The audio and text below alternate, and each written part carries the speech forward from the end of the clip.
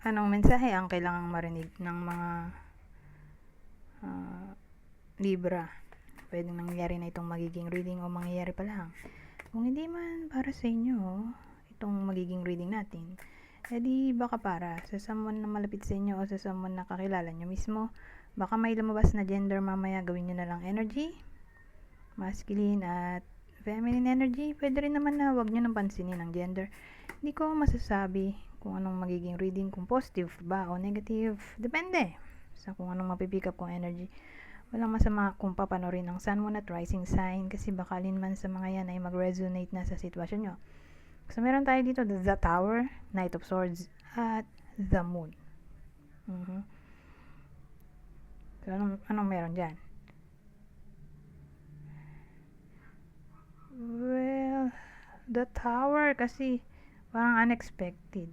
Something unexpected. Ngayon, Knight of Swords ay sabihin natin communication. Yung Zamon, sabihin natin gabi.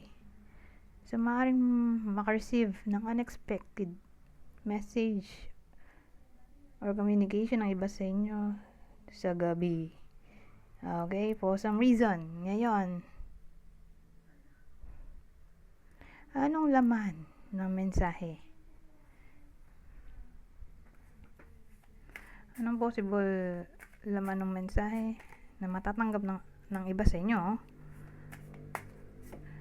sa period na to?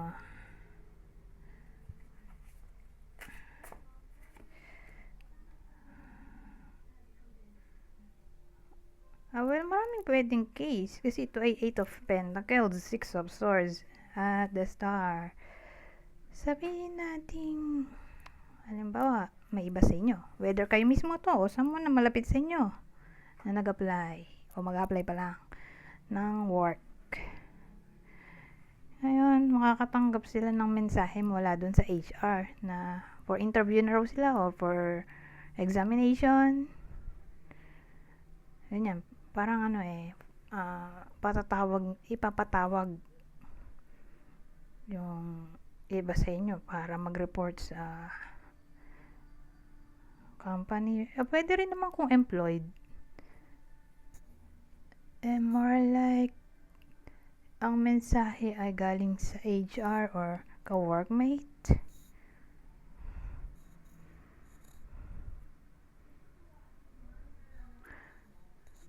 O boss. Basta parang work-related topic. Kasi may 8 of Pentacles tayo.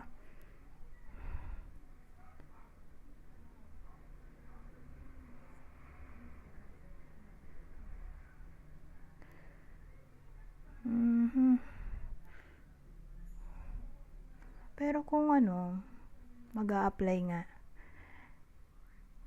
tingin ko doon na sila matatanggap sa work na mag-hire sa kanila ngayong period.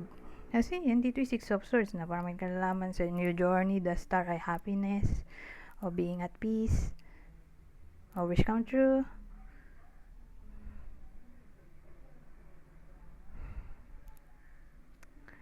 Ayun. Kung empleyado, parang may progress yung concern ng iba sa inyo. Halimbawa, nag-file ng something sa HR. Ngayon, may clarity na yung progress. So, sabihin natin may kinalaman sa sick leave, vacation leave, na pinababayaran ng iba sa inyo. O pwedeng cash advance to, salary loan,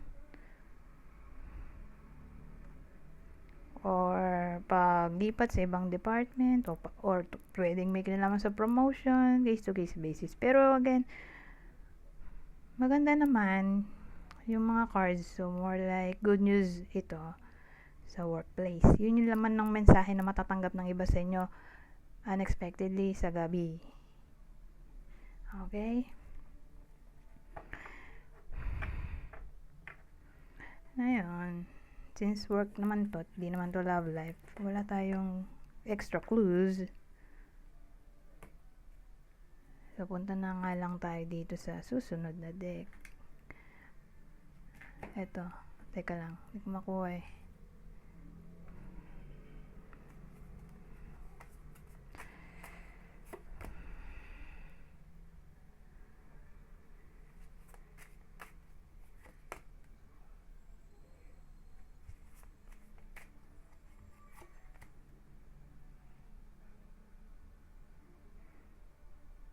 Ano to? Hesitation, stop. Protest, ito, decision, confusion, worry, break, pause, stagnation, inadequacy, sue, attention.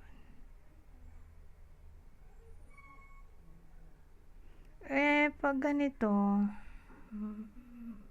ang naisip ko, isa sa naisip ko ay baka mag-union ng iba sa inyo or kakilala nyo na mababalitaan nyo na lang sumama sa union sa workplace kasi may nagpo-protesta doon, or ewan ko kung ano to, basta mukhang nagpo-protest yung mga tao dito at nakalagay naman protest. Kung dito sa workplace mismo nag-protest, baka dun sa gobyerno.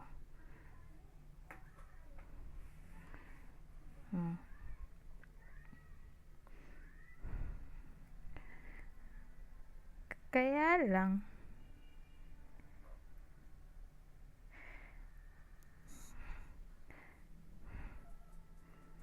since hesitation, stop, ang dating sa akin, nag-aalinlangan kung titigil. Pag ganun, buo na ang desisyon. May someone na magpo-protesta nga. Whether nangyayari na to o mangyayari pa lang, pero kung nangyayari na to, edi tuloy-tuloy pa rin sa period na to. Ngayon, ulitin ko tungkol to sa pagprotesta o pag disagree. Excuse me. Sa anything na sabihin natin may kinalaman sa rules and regulations, violations, human rights, law. Pwede rin, ganun sa law. O justice. Ayan, gawin na lang natin dalawa. Tumatagal ako eh. Dalawa lang.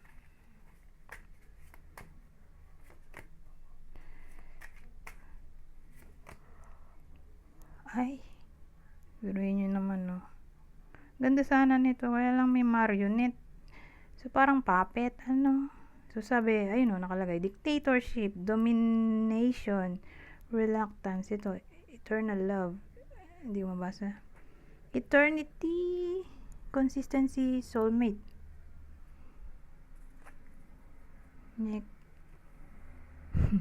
Di ba ang weird ng combination? Maring ganito, doon muna tayo sa negative. Kung di pa nangyayari, di negative. So, paano naging negative? Doon sa mag-lovers, may someone na magiging controlling, diktador, obsessed, manipulative, nanggagaslight, o prone sa brainwashing. Para bang may power struggle na maaaring mangyari. May someone na magiging bossy, pwede rin. Laging gusto siya na susunod. So, again, dun siya negative kung di pa nangyayari. Kung nangyayari na to, yung mga pinagsasabi ko, dun siya positive. In a way na maayos ang lahat sa magandang usapan. Kasi umupo yung dalawa. So, probably nag-usap sila ng mahinahon. Paano ayaw nila sa isa't isa? Kaya yon, dun siya positive kung nangyayari na may chance pang maayos ba yung nangyari ang mga sinabi ko kanina kung nangyayari na.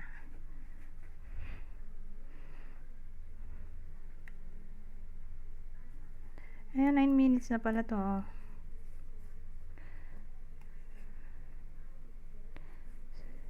Dagdagan pa natin ng dalawa. Sakto nating 10 minutes. O lampas 10 minutes.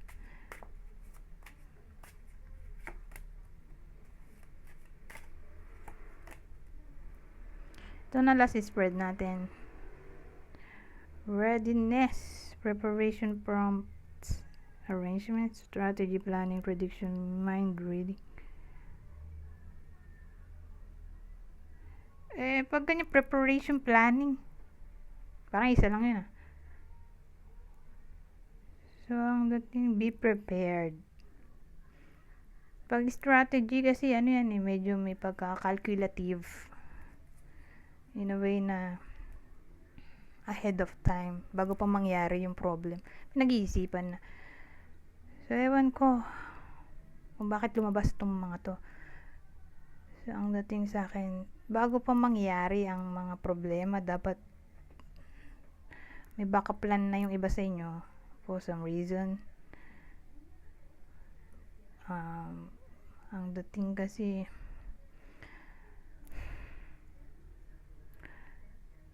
may dapat pag-isipan ng iba sa inyo sa period na to na may kinalaman sa future. Like emergency, future emergency, dapat may nakatabi na agad na pagkain, pera. Example lang. Ganun dating dito. Anyways, hanggang dito na lang. Goodbye for now.